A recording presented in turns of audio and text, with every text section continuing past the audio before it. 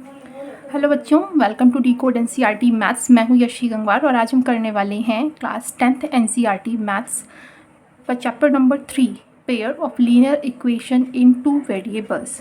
तो देखो चैप्टर ही बता रहा है टू वेरिएबल, यानी कि यहाँ पे जो वेरिएबल होंगे वो टू होंगे। जैसे कि हमने पहले चैप्टर में देखा था या तो एक्स होता था या वाई या फिर जेड, और उनकी हम अलग अलग वैल्यूज़ निकालते थे।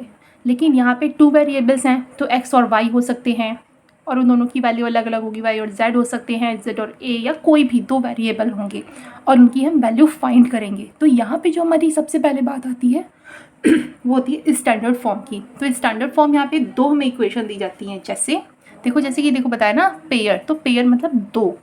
तो पहली इक्वेशन होती है a1x plus b1y plus c1 equals to 0, and दूसरी होती है a2x plus b2y plus c2 is equals to 0।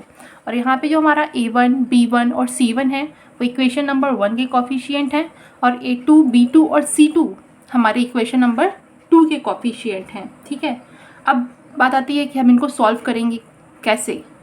तो इनको हमारे पास सॉल्व करने के तीन मेथड हैं मेनली। देखो, पहला होता है ग्राफिकल मेथड, हम इस वाले वीडियो में इसी की बात करेंगे, ग्राफिकल मेथड। और दूसरा होता है हमारा सब्स्टिट्यूशन मेथड, यानी कि किसी को हम सब्स्टिट्यूट करके, सब्स्टिट्यूशन रिप्लेसमेंट। और तीसरा होता है हमारा एलिमिनेशन मेथड, एलिमिनेशन मेथड। ठीक है, अब आते हैं ग्राफिकल मेथड की। इसमें ना फाइंड करते टाइम पे हम जो a1, b1 और c1 कॉफिशिएंट थे, a2, b2, c2 थे, इनके हम रेशियोज़ निकालते हैं a1 by a2, b1 by b2, c1 by c2। तो उसके अकॉर्डिंग हमारे पास तीन कंडीशन बनती हैं। तो पहले तो हम मोटी मोटी दो कंडीशन की बात करेंगे।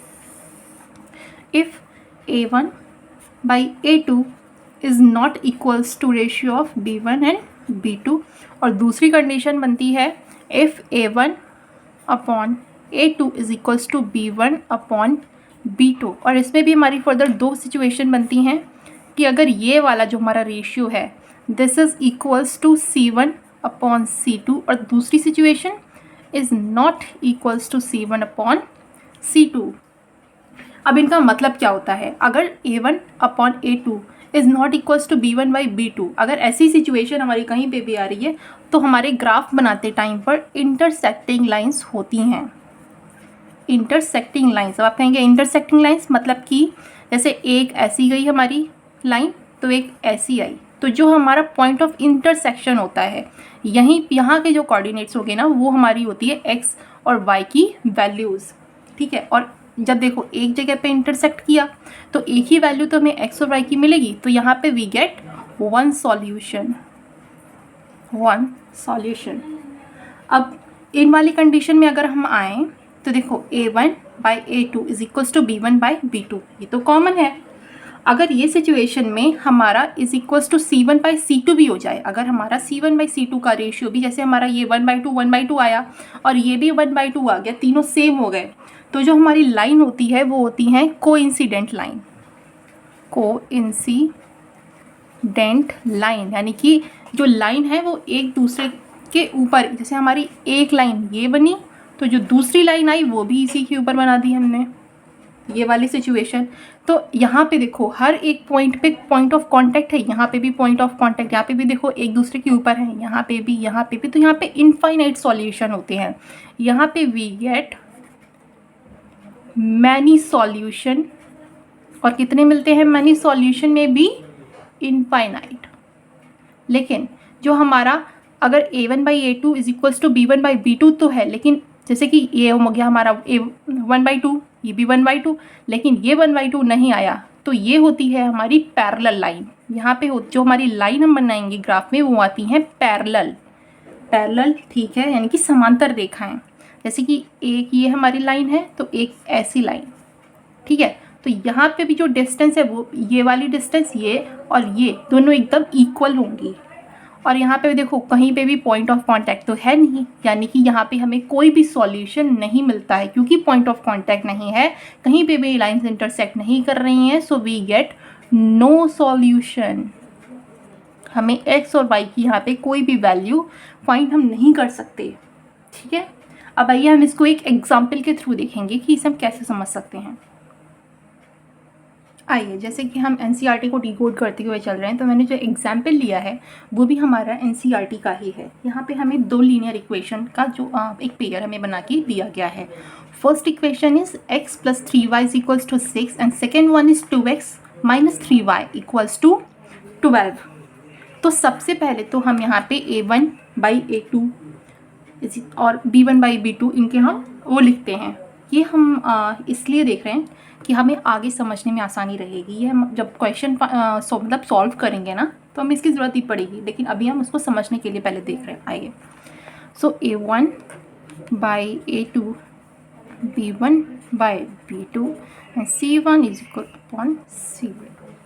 तो a1 1 और a2 की वैल्यू कितनी है 2, b1 की वैल्यू कितनी है 3 और b2 की वैल्यू है -3, c1 की वैल्यू -6 क्योंकि इधर है ना, जब इधर ले जाएंगे तो माइनस में आ जाएगा, और c2 की वैल्यू -12। तो ये आ गया हमारा 1/2, ये आ गया -1 और ये आ गया -1/2। तो यहाँ पे हम देख सकते हैं ये a1 बाई a2 का जो रेशियो आया है वो b1 बाई b2 के रेशियो के इक्वल नहीं है। This is not equals. ठीक है, इसका मतलब हमने क्या बताया था, अभी हमने क्या देखा था, अगर ऐसी सिचुएशन बनती है तो this is condition of intersecting lines. Intersecting lines, ये देखिए मैं दिखाती हूँ, ये लिखा था हमने a1 by a2 is not equals to b1 by b2, यानी कि इंटरसेक्टिंग लाइंस, और यहाँ पे हमें एक सॉल्यूशन मिलेगा। ठीक है, इतनी बात समझ में आई। अब हम इन्हें सॉल्व कैसे करेंगे। देखिए यहाँ पे हम दो डिब्बे बनाओ पहले।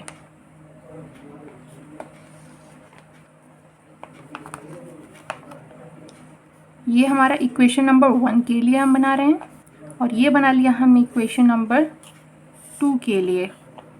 सिंपली से बनाओ। यहाँ पे हम फाइंड करेंगे x और y की वैल्यू। ये रहा x लिख लिया, ये लिख दिया y। x y ये हमारा ग्राफिकल मेथड है। ठीक है, अब हम इसमें ये देखेंगे, जैसे मान लो ये वाली इक्वेशन है ना हमारी, ये थी हमारी इक्वेशन नंबर 1, ये थी equation number 2। x plus 3y equals to 6। If x is equals to 0, एक बार x को 0 रखो, एक बार y को 0 रखो। ठीक है, if x is equals to 0 तो ये आ गया हमारा 3y is equals to 6। So y कितना जाएगा हमारा 6/3, यानी कि हो गया हमारा 2। तो हम यहाँ पे अपनी जो टेबल है उसमें लिख देंगे when x is equals to 0 we get y is equals to 2। ठीक है, ऐसे ही एक बार जब हम लिखेंगे, अब if y is equals to 0, जब हमने y इक्वल्स टू 0 लिखा तो ये वाला टर्म तो हमारा 0 हो गया, तो x कितना आएगा, तो आ जाएगा हमारा x equals to 6। So when y हमने रखा 0 तो हमें x की वैल्यू मिली 6। ठीक है, अब इस वाले पे आते हैं, सेकेंड वाली इक्वेशन पे। सेकेंड वाली इक्वेशन हमें क्या दी गई थी, 2x minus 3y equals to 12। अगर हमने रखा x बराबर 0 तो ये वाला टर्म कैंसिल 0 हो गया, तो -3y इज इक्वल्स टू 12।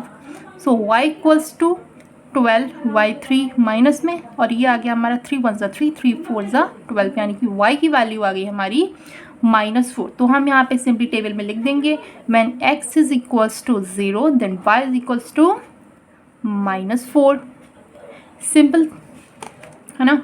ऐसे ही हम इसके लिए लिख देंगे when y is equals to 0, अगर हमारा y इक्वल्स टू हमने 0 लिया, ठीक है, तो ये टर्म हो गया 0, तो हमारा 2x इक्वल्स टू 12 आ जाएगा। तो 2 1 ज़ा 2, 2 6 ज़ा 12, तो x की वैल्यू में मिल गई 6।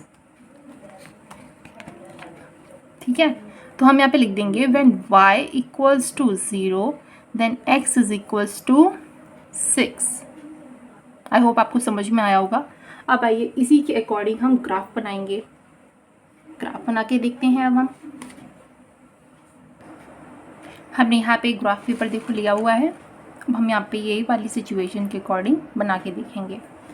तो मैं यहाँ पे इनकी वैल्यूज़, अच्छा रुको, यहाँ पे हमने ग्राफ पेपर लिया हुआ है जिस पे हमने नंबर मार्क्स किए हुए हैं। अब जो हमें वैल्यूज़ हमने फाइंड करी थी यहाँ पर, ये वाली वैल्यूज़ जो हमने इन बॉक्सेस में लिखी हैं, ये हम एक बार देखते हैं। इनके अकॉर्डिंग हम नंबर, जो ये नंबर हमने फाइंड किया ना, इसके अकॉर्डिंग हम मार्क लेते हैं। पहले मार्क करेंगे इसमें। देखो, जब पहला हमारा पॉइंट यहाँ से निकालो, when x is equals to 0, यानी कि x हमने लिया यहाँ पे 0 और y की वैल्यू, तब y की वैल्यू कितनी आई 2, यानी कि when x is equals to 0, 2, यानी कि हमारा ये वाला पॉइंट 0, 2। और इसमें दूसरी क्या है, when y is equals to 0, y को हमने जब लिया है 0 तो x की वैल्यू आई है 6, यानी कि ये वाला पॉइंट कितना हुआ, ये 6, 0। इनको हम करा देंगे स्केल से लाइन अप, आ जाओ, इनको मिला दो सब ऐसे, ठीक है। अब दूसरी वाली जो हमने वैल्यू फाइंड की थी, क्या की थी हमने, x जब 0 है हमारा, यानी कि x हियर, एंड y की वैल्यू कितनी आती है -4, यानी कि ये वाला पॉइंट। यहाँ के हमारे कोऑर्डिनेट्स कितने हैं, 0 एंड -4, ठीक है। तो हमारा और दूसरा पॉइंट क्या था, when y is equals to 0, y equals to 0 पे हमारा आया था x इक्वल्स टू 6, यानी कि 0, y इक्वल्स टू 0, 6, 0, ठीक है। अब इनको कराओ मैच।